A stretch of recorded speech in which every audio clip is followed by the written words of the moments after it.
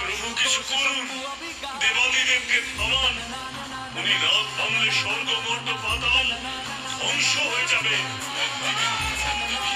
যতক্ষণ দেবী সতীর মৃতদেহ মহাদেবের কাঁধে থাকবে ততক্ষণ তাকে কিছুতেই থামানো যাবে না।